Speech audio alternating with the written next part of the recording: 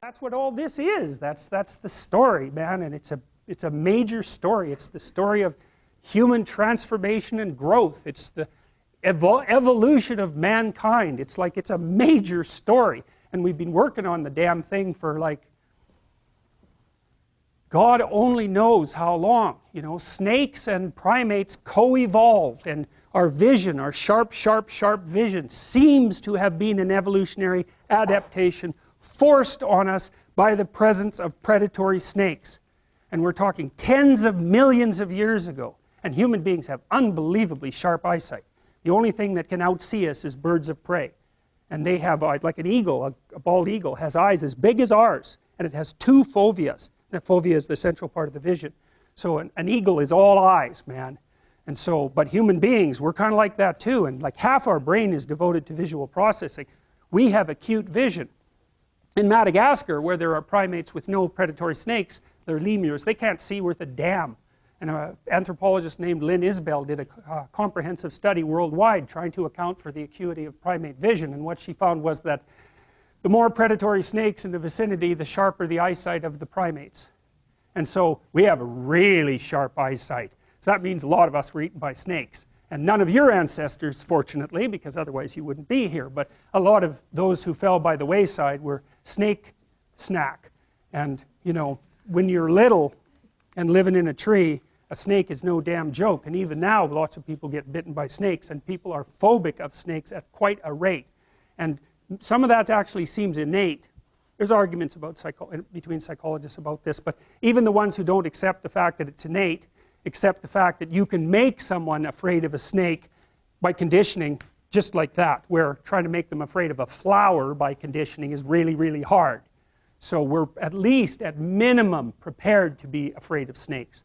Minimum. And I believe I believe the fear is actually innate, although you can learn to control it.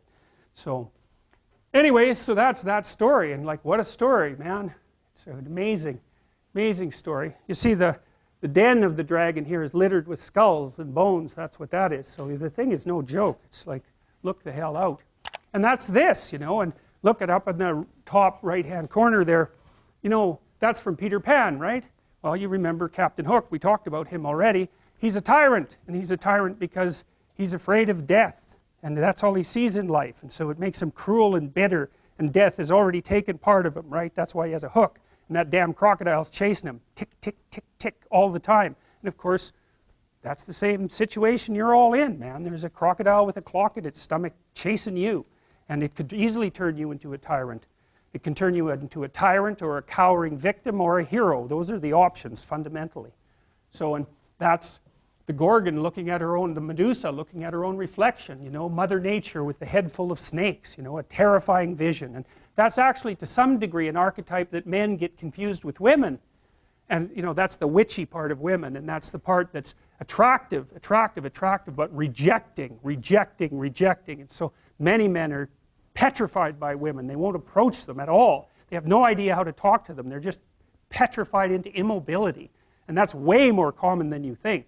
And so that breeds resentment like you wouldn't believe, you know. You hear the guy who shot up like Dawson College. It's like, what the hell do you think motivated him? It's like, that's what he saw. And it was because, well, my opinion is he was too goddamn useless to be attractive to anyone. And so that's a hell of a place to be in, you know.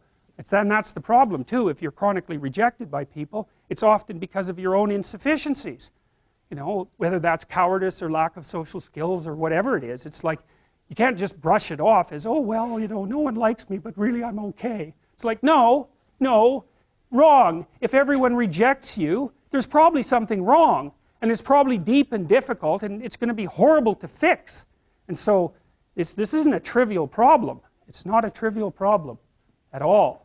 And so, you know, that's Mother Nature for men too, because from the sexual selection point of view, if they're not selected as a mate, nature has taken them out of the game, right?